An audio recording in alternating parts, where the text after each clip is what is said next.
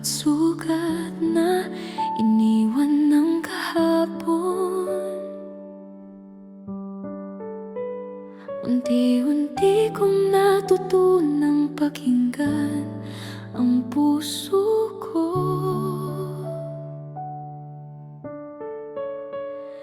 Nagmahal ako ng buong puso at walang alinlangan. Ngunit may mga pangakong hindi rin pala nagtagal. Nasaktan ang puso't isipan, pero hindi ako tuluyang bumagsak.